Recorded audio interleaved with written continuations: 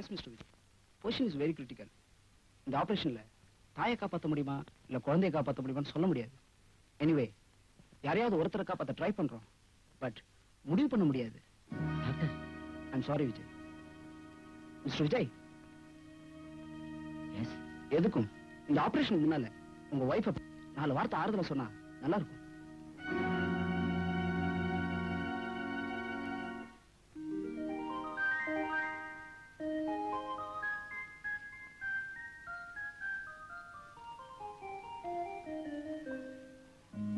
ஏன் அப்படி பாக்குறீங்க? என்னாச்சு உங்களுக்கு? ஒண்ணுமில்லை. நான் சந்தோஷமா இருக்கிறத விட நீதான் சந்தோஷமா இருக்கணும்.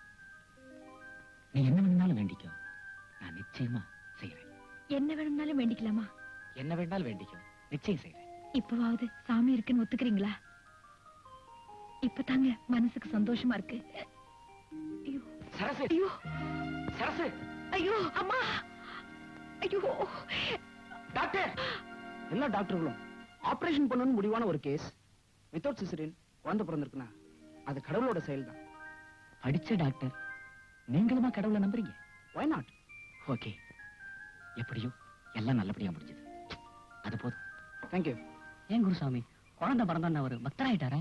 அதுதான் கிடையாது. பாவிங்க தான் சாமி நல்லா இருக்காங்க. முதல்ல நல்லா இருந்தாலும் முடிவு நல்லா இருக்காது. தப்பு செஞ்சவன் என்னைக்காவது தண்டனை அனுபவிச்சே ஆகணும். சட்டத்துல இருந்து தப்பிச்சாலும் தெய்வ தண்டனையிலிருந்து தப்பிக்கவே முடியாது. அதுவும் ஐயப்பன்கிட்ட இருந்து நிச்சயமா யாரும் தப்பிக்கவே முடியாது. ஆமா சாமி, அந்த அம்மா வேண்டிக்கு சொல்லிட்டு அந்த வேண்டுதல் நிறைவேற்றலனா தப்பு இல்ல? அது எப்படி தப்பாகும்? ஆபத்தா இருந்த அந்த நேரத்துல டாக்டர் 4 வார்த்தை சொன்னா நல்லதுன்னு சொன்னாரு. அப்படியே இருந்தாலும் 1000மோ 2000மோ உண்டில போடுறேன்னு வேண்டிக்கவே நினைச்சேன். என்னையும் குழந்தையும் மலைக்கு அனுப்புறதா உன்னையார் வேண்டுமா? வேண்டாங்க, ஐயப்பன் கிட்ட விளையாடாதீங்க. ஆபீஸ்ல வேலை செய்யவே நேரம் பத்தல, இதுல அவர்கிட்ட எப்படி விளையாடும்? அப்போ என் வேண்டுதலை நிறைவேற்ற மாட்டீங்களா? இந்த பாரு, இந்த பிரச்சனையினால நமக்குள்ள மனக்கசப்பு வரக்கூடாது. வேணும்னா 5000 ரூபாய் உண்டியலுக்கு அனுப்புறேன், அவ்வளவுதான் என்னால செய்ய முடியும்.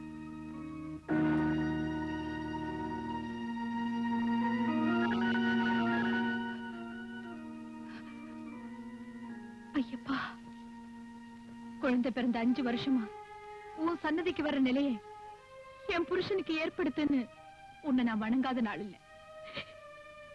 நீ அதை செய்யாம என் குழந்தைய ஊமையாக்கிட்டியே.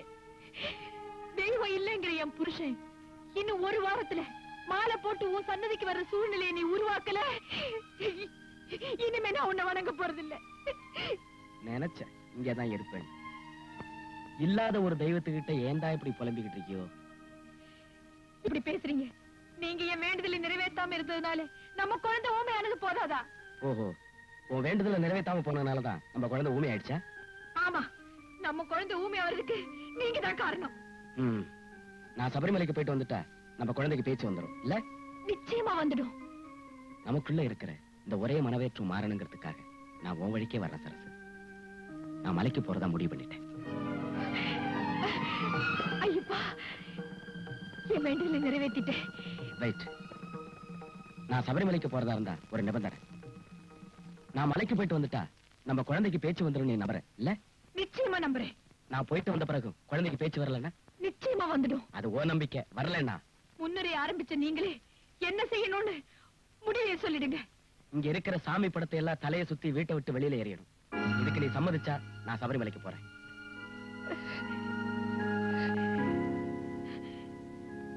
சம்மதிக்கிறேன். நான் வணங்குற ஐயப்ப என்ன கைவிட மாட்டான். சரி, சபரிமலைக்கு போய் தான் சாமி கும்பிடணுமா? உள்ளூர்ல இருக்கிற ஐயப்பன் கோயிலுக்கு போனா பத்தாது? வாய் வழியா தாங்க சாப்பிடணும். ஓகே, குழந்தைய ரெடி பண்ண நான் இப்பவே புறப்படுறேன். இப்பவே வா. முறைப்படி விரதம் இருந்து தாங்க போகணும்.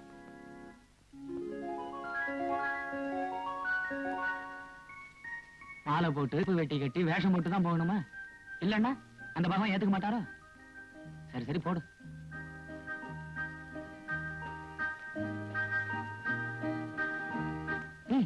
என்ன இது? பச்சை காய்கறி, அரிசி இதெல்லாம் சாப்பிட்டா எப்படி ஜீரணமாகும்? நீங்க கேட்டீங்களே விரதம் இருந்துதான் போகணுமான்னு, அதுக்கு பதில் இது. இதெல்லாம் சமைச்சு சாப்பிட்டாதான் ஜீரணம் ஆகும். அது போல முறைப்படி விரதம் இருந்து போனா தான் பக்தி பூர்ணமாகும். சரசு, இந்த மாலை தூங்கும் போது குத்துது, கழட்டி வச்சுட்டு காலையில போட்டுக்கவா? எனக்கும் ரொம்ப நாளா ஒண்ணு கேட்கணும்னு. தூக்கத்துல இந்த தாலி ரொம்ப உறுத்துதுங்க. கழட்டி வச்சுட்டு காலையில போட்டுக்குவா. சரசு, கோவம் வருதுல்ல? புருஷனுக்கு அடங்கி நடக்கத்தான் மனைவி தலை வணங்கி தாலி ஏத்துக்கிறா. அது போல கடவுளுக்கு அடங்கி நடக்கத்தான் நீங்க மாலை போட்டிருக்கீங்க. ரெண்டுக்கும் வித்தியாசம் ஒண்ணும் இல்ல. இன்னும் சிலதுக்கெல்லாம் விளக்கம் சொல்றேன், மொத்தமா கேட்டுக்குங்க. கருப்பு வேஷ்டி கட்டிட்டு போறதுக்கு காரணம் பாரபட்சம் இல்லாம ஜாதி மத பேதம் இல்லாத கடவுள் ஐயப்பன். எல்லாரும் சமமா வரணுங்கிறதுக்காகத்தான் கருப்பு வேஷ்டி.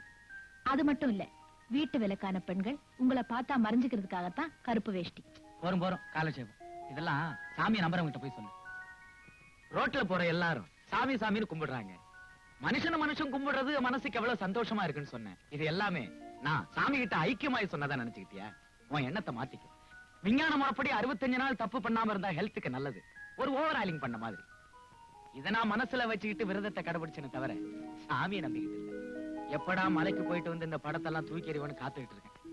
ஆமா, எப்ப மலைக்கு கிளம்பணும்? வர்ற 25ஆம் தேதி உங்களுக்கு இருமுடி. சாமியே சரணமையப்போ,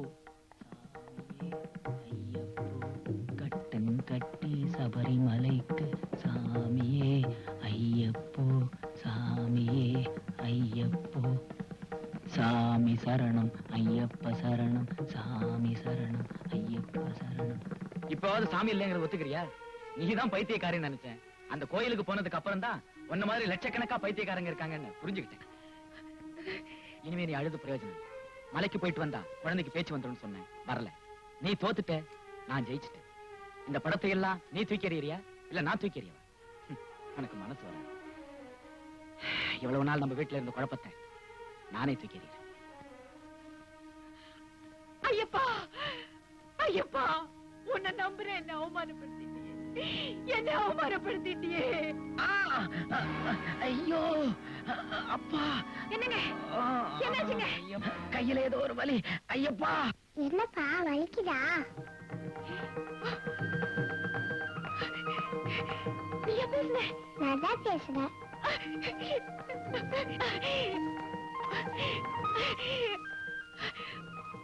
பாத்தீங்களா? இப்போ அது ஐயப்பனை நம்புறீங்களா? உங்களை அறியாம ஐயப்பான்னு மனசார கூப்பிட்ட உடனே நம்ம குழந்தைக்கு பேச்சு வந்துருச்சு. ஐயப்பான்னு கஷ்டப்பட்டு கூப்பிடுறவங்களுக்கு எல்லாம் அவனோட அருள் கிடைக்கும்னு இப்போ அது நம்புறீங்களா? சாமியே, எந்த காரணத்தை கொண்டு விட்டுறக்கூடாது, ஜாக்கிரதை. Okay sir.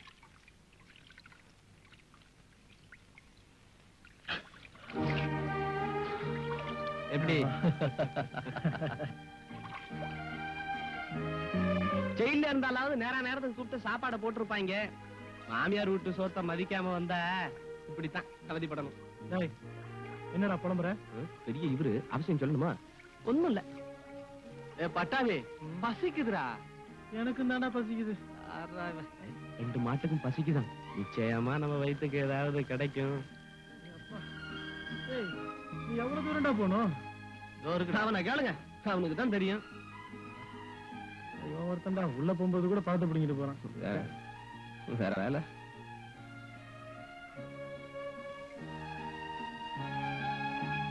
ஏடா பட்டாபி, பொண்ணுங்களே வரக்கூடாதுன்னு சொல்றாங்க. இங்க ஒருத்தி வியாபாரம் செஞ்சுக்கிட்டு இருக்கா. ஒருவேளை சாமிகிட்ட பர்மிஷன் வாங்கிட்டு வந்திருப்பாடா. ஏற்கனவே செஞ்ச தப்புக்கெல்லாம் ஐயப்பன் என்ன தண்டனை கொடுக்க போறான்னு தெரியல. இதுல இவனுங்க கிண்டல் வேற. நாம ஒழுங்கா வீடு போய் சேருவாங்க நம்பிக்கை எனக்கு இல்ல. எந்த சாமி என்ன வேண்டு? கடையில என்னென்ன இருக்கோ அவ்வளத்தையும் கொண்டு வாயா. நம்ம கடையில் இட்லியும் தோசையும் மாத்திரம் தண்ணே உண்டு. என்ன வேண்டு? இட்லியும் கொண்டா தோசையும் கொண்டா போயா. அடி பெண்ணே, எந்துவா ಈ சாமிகளுக்கு இட்லியும் தோசையும் கொண்டு வந்து கொடுத்தே.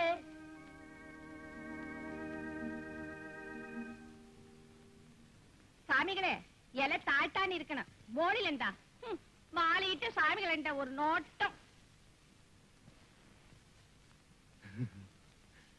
கலைநுணுக்கத்தோடு பார்த்தேன்டா. இவர் பெரிய ஓவியர். பைசா வைக்கடா.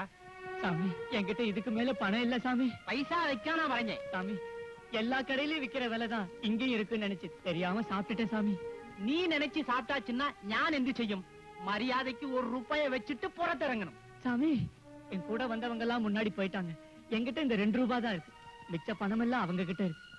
வேணும்னா ஒரு ஆள் அனுப்புங்க, நான் வாங்கி கொடுத்து அனுப்பிச்சிடுறேன் சாமி. நின்ற 1 ரூபாய்க்கு வேண்டி ஞான் ஆளை பறஞ்சு வைக்கணும் இல்லே. மரியாதைக்கு பைசா தாழ்த்து வைக்க. ഇല്ലെങ്കിൽ പള്ളിക്കെട്ടിനെ ഇറക്കി വെച്ചിട്ട് പോ. സ്വാമി എടാ എന്നടാ പറഞ്ഞത്? എടാ ഞങ്ങളും കച്ചവടക്കാർ തന്നെ അറിയോ. നിന്റെ 1 രൂപയ്ക്ക് വേണ്ടി ഈ വിലമതിപ്പില്ലാത്ത പള്ളിക്കെട്ടിന് താഴ്ത്തിറക്കണം. എന്താ സകല ദിക്കുന്ന അയ്യപ്പമാർ ഇവിടെ പറഞ്ഞത് കൊണ്ടാണ് നമ്മൾ ഇവിടെ കച്ചവടം ചെയ്യാൻ പറഞ്ഞത്. അയ്യപ്പമാരെ കൊണ്ട് ഇത്രയും പൈസ ഉണ്ടാക്കുന്ന നീ 1 രൂപ വിട്ടു കൊടുക്കാൻ പറ്റില്ല ഇല്ലേ? നിന്റെ കടയ്ക്ക് പറഞ്ഞ ആളുകളെടുത്ത് നീ വിട്ടുകൊടുത്തോ?